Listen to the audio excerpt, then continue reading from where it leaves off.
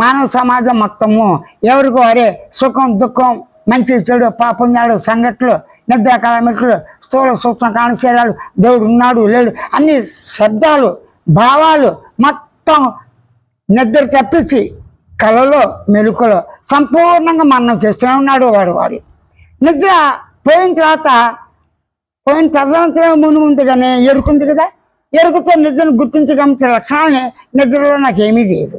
నిశ్శబ్దత ఉంది, నిశ్శబ్ద నిద్ర శబ్దం కూడా నిద్ర మాట్లాడదు. అంటే ఒక నిద్ర తప్పించి కోమా తప్పించి మూర్ఛ తప్పించి సహజ సమాధి తప్పించి ఆ విధంగా అంటే మనసు లేని స్థితి, శబ్దం లేని స్థితి, జ్ఞానహీనత స్థితి, బుద్ధి మనసు దేహం లేని స్థితి. అంటే త్రిగుణాలు కానీ త్రిగుణరహితమని త్రిగుణాతీతమని త్రిగుణ ప్రసక్తి లేకుండా ఏదైతే ఉందో త్రిగుణ ప్రసక్తి ఉన్నప్పటికీ త్రిగుణాలను అనుభవిస్తున్నప్పటికీ త్రిగుణాతీతంగా విలక్షణంగా ఉన్నదాన్ని త్రిగుణాలతోనే త్రిగుణాలు ఉండగానే త్రిగుణాలు ఉన్నాయి ఎలా ఉన్నాయి గుర్తించి గమనించే తెలుసుకునే లక్షణంతో కదా.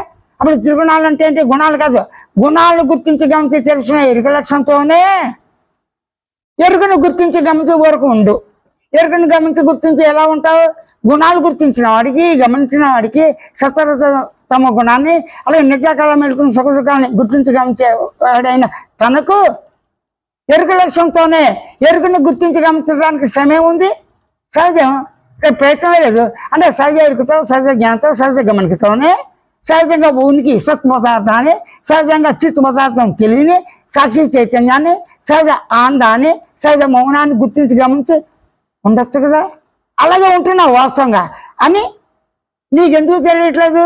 బహుకాలం నుంచి దేహధర్మంతో దేహ సాధాప్యంతో ఎరుక సాధాప్యంతో కలిసి మెలిసిపోయి సుఖదుఖం అనిపిస్తున్నావు.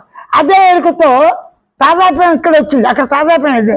తాదాప్యం ఏంటంటే నీకు వేరుగా ఒక వస్తువు ఉందని, ఓ పదార్థం ఉందని, ఓ శబ్దం భావం ఇవి ఉన్నాయని, అలాగే గమనించే లక్షణం వేరు, ఇంకో గమనించే లక్షణం వేరు, జ్ఞాన లక్షణం వేరు వేరు అనే భావాలతో ఉన్నప్పుడు తాదాప్యం అన్నిటిని కల్పిస్తాం. కానీ ఎరుకే ఉన్నది ఉనికితో ఎరుక మినాకించిన నాస్తి ఎరుక అనే శబ్దానికి వేరుగా అన్యముగా రెండవది ప్రసక్తే లేదు.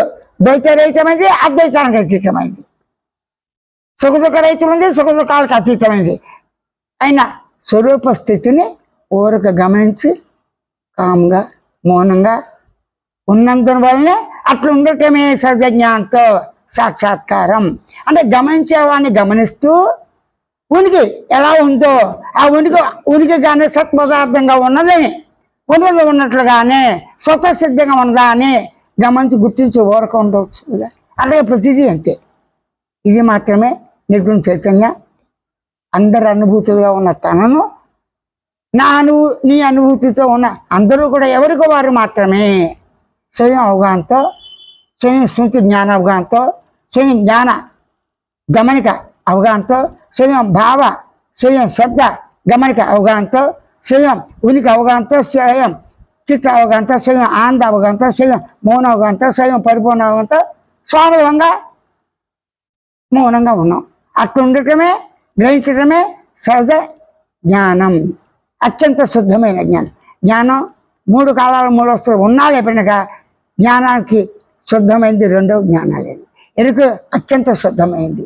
శుద్ధమైన ఎరుకతో శుద్ధంగానే ఊరకుండు.